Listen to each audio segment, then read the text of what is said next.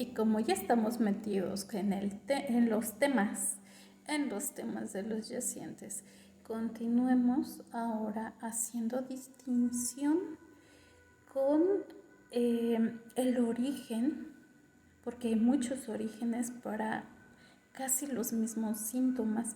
Hay pocas cosas que se le agregan, por ejemplo, cuando el fenómeno cambia de uno a otro origen. Es muy pocas las diferencias, pero casi todas son compartidas.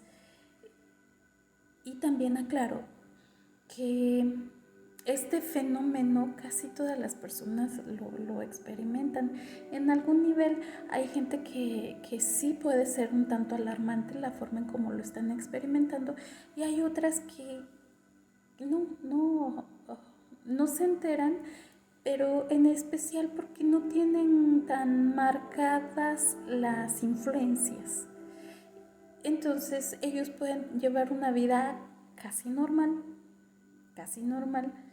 eh, teniendo otras conciencias de sus propios hermanos o de otros desencarnados en sí mismos. Entonces, en este momento, con todo cariño, les comparto los hallazgos que he hecho en estos años de consultas. Y lo que les comparto, muchos de ellos, algunos de ellos, son experiencia propia, o sea, estaban en mí.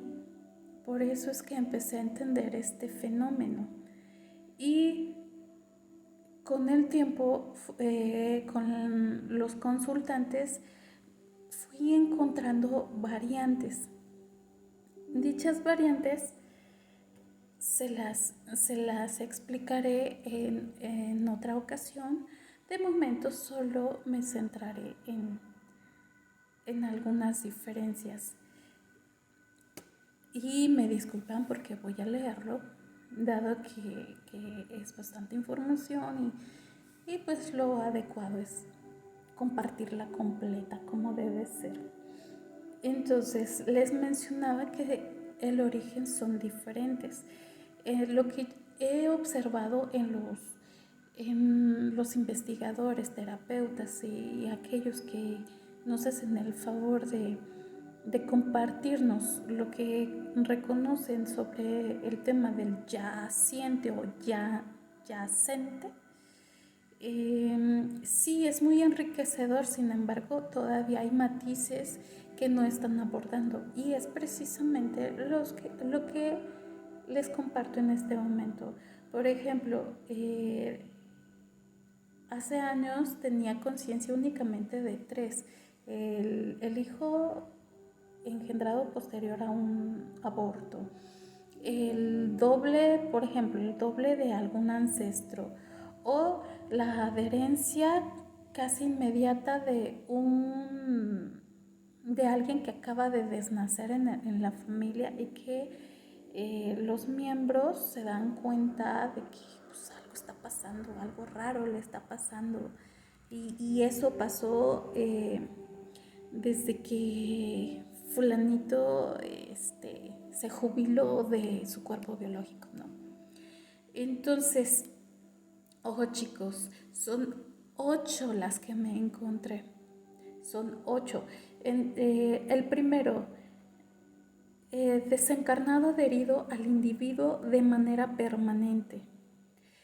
El 2, desencarnado adherido al individuo de manera temporal. 3, desencarnado que vive dentro del individuo por ser un hermanito del afectado. 4, desencarnado que vive dentro del individuo al haber sido sacrificado en otra vida. Esta es una historia bastante interesante, cómo se desarrolla.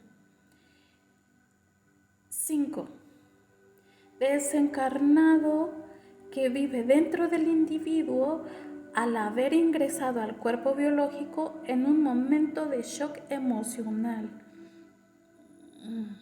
Ocurre, eso sí ocurre. Desencarnado que se acopló a los campos por decisión propia. es decir, que está adherido al campo áurico y el desencarnado así lo decidió. 7. Desencarnado atado al individuo por rituales. 8. Desencarnado unido kármicamente a través de promesas no cumplidas en otras reencarnaciones. Obviamente, cada uno de estos tiene sus propios matices. Como les acabo de mencionar, donde coinciden es en los síntomas, donde ellos dicen, por ejemplo, el individuo, el afectado, dice, es que no siento que sea yo, siento que soy otra persona. Suelen decir, es que no le encuentro sentido a la vida. Son frases que usan mucho ellos. Es que me veo al espejo y no me reconozco, no sé quién soy. Siento que estoy viviendo la vida de otro. Hay frases muy puntuales en las personas que están viviendo o padeciendo los efectos de los puntos anteriores. La forma en cómo se adhieren sí es importante, porque de acuerdo a la forma en cómo se adhirieron, así también tiene que variar o reajustarse la forma en cómo los vamos a sacar del campo áurico o cómo los vamos a despedir, cómo los vamos a extraer del cuerpo biológico. En los primeros casos, en el permanente y en el de específicamente del hermanito y el del sacrificio de otra vida, estamos hablando allí que este espíritu está viviendo dentro del cuerpo biológico junto con la propia conciencia del individuo afectado. Es decir, que hay más de una conciencia en un solo cuerpo y la persona en cuestión, desde que nace básicamente, tendrá estas conductas, algunas disociaciones que la gente no lo detecta porque siempre fue así, porque siempre tuvo ese comportamiento. Y cuando es en el caso, por ejemplo, de que fue atado por algún ritual, porque se le acopló un desencarnado, porque entró por shock o este tipo de situaciones, vaya, se alcanzan a notar porque nosotros conocemos a esta persona y de manera inesperada pareciera que estamos tratando con otra persona. La gente más cercana son los que se dan cuenta que hay algo que no encaja porque no tiene el mismo comportamiento, no tiene los mismos gustos, su humor cambia mucho, se vuelven grises, se vuelven irascibles. Entonces, en estos últimos que acabo de mencionar es más sencillo detectar cuando un desencarnado está ejerciendo influencia en alguien. ¿Por qué? Porque antes de eso tiene un comportamiento y antes de ese suceso tiene otro. Por eso es muy fácil detectarlo. Con los que expliqué o mencioné antes que estos últimos puntos, allí sí tiende a camuflarse un poco, porque nosotros como los familiares o la gente cercana a alguien afectado, concluimos en que así es su conducta. Sabemos que su conducta puede llegar a ser autodestructiva, pero ya la asociamos con él o con ella. ¿Por qué? Porque toda la vida ha tenido ese comportamiento. De repente es más puntual en el sentido de que es más fuerte, es más evidente ciertas anomalías del comportamiento y de repente que no son tan notorias. Y la gente ya lo ve como que así es él. Y quienes llegan a acudir a terapia por este tipo, por ejemplo, en los primeros casos, hablando del adherido de manera permanente, del adherido temporal, del hermanito que fue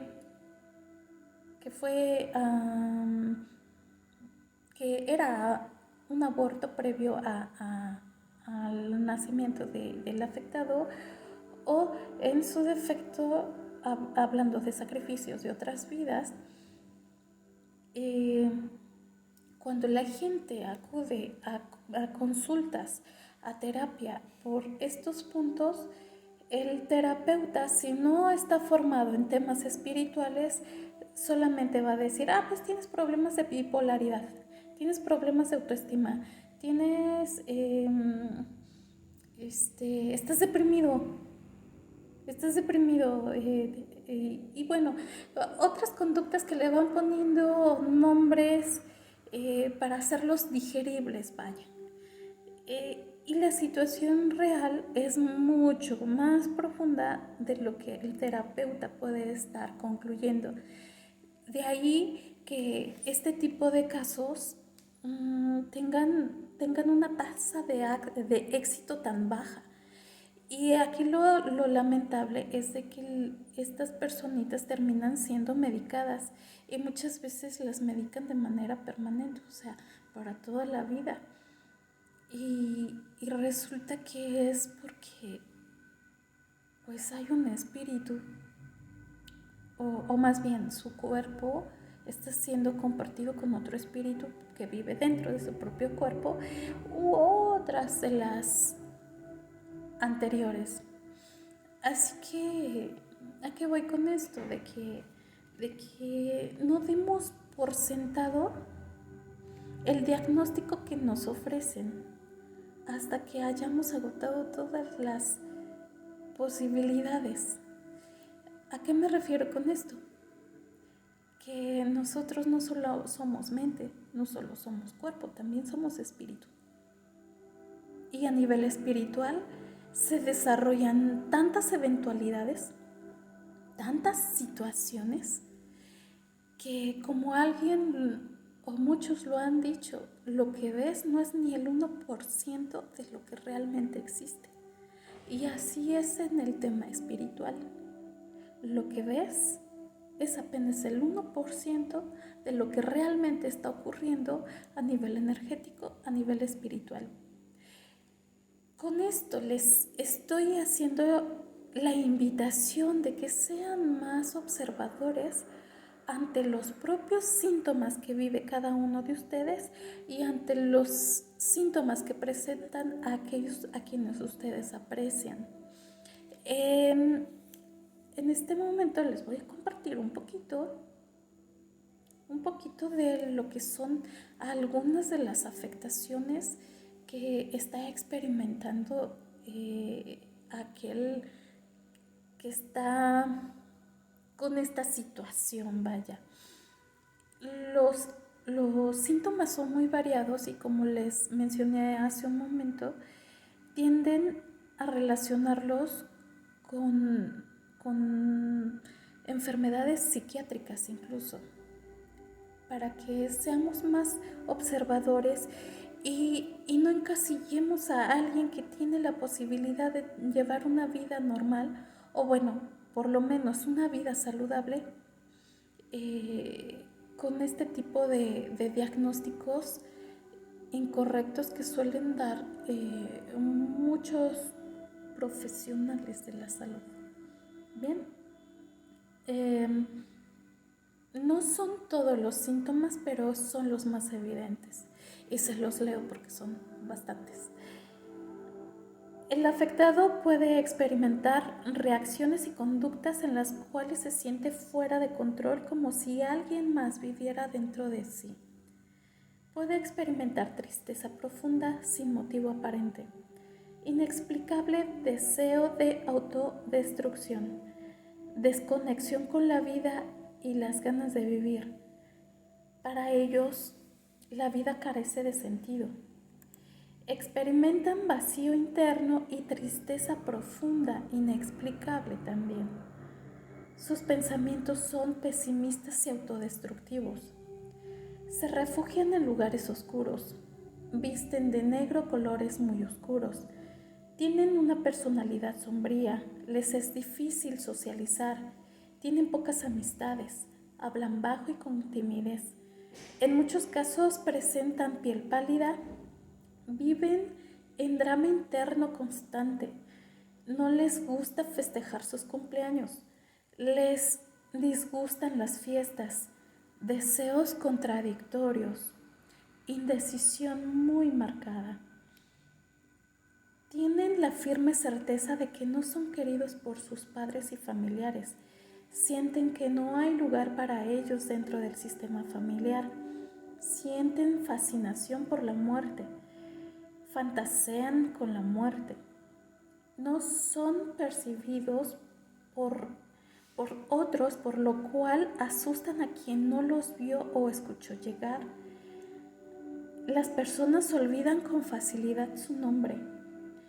Duermen boca arriba con las manos cruzadas en el pecho o sobre el vientre, al igual que los difuntos. Constante necesidad de llorar sin saber por qué. Sienten la sensación de no vivir su propia vida, sensación de no merecer placer o alegría. Se sienten invisibles y aislados. Es permanente la sensación de ser incomprendidos. Sienten que no viven. En caso de ser hombre, el espíritu que le cohabita sea una mujer siendo heterosexual, sentirá cierto interés o atracción por los de su mismo sexo. En otros casos, las personas los percibirán como homosexuales sin serlo. En casos más extremos, podrían llegar a creer que son homosexuales. Aplica exactamente igual para las mujeres yacientes. Obviamente hay más síntomas, pero estos son los más comunes y los más fáciles de detectar. Recuerdo situaciones donde, por ejemplo, mujeres que las observaba solo con observar su peinado, con observar su ropa, decía, ella trae un hermanito. Entonces comenzaba a contarles de qué manera percibía hace años la vida y cómo era mi comportamiento y cómo me decía mi madre. Mi madre adoro a mi madre y ella me decía, me caes bien gorda, pareces viejo. Entonces ella solamente estaba respondiendo a lo que percibía. Ella me percibía más como hombre que como mujer. Y cuando ella se molestaba conmigo me decía eso. Y cuando yo les comparto de qué manera viví esos años antes de darme cuenta que había otras conciencias en mí que eran masculinas y tenían mucha influencia sobre mí, se los comparto y bueno, no digo que sea dramático porque no lo es. Ahora sí depende desde dónde lo vivamos. Solamente lo que sí puede ser como complejo es el que no encontramos nunca lugar. O sea, no hay lugar para nosotros en ningún lado. Y el sentirnos aislados del propio clan, pero es precisamente por la por las sensaciones del que está viviendo dentro de nuestros cuerpos. Es muy interesante mis patoaventuras, pero eso es tema para otra ocasión. Deseo de todo corazón que la información que les he compartido sea de su completa utilidad, y si en algo consideran que les puedo apoyar en sus procesos para dejar ir a aquellos niños que deben irse, a aquellos hijos suyos de otras vidas que también deben liberarse, o temas con desencarnados, con todo cariño y gusto les acompaño en su proceso. Bendiciones.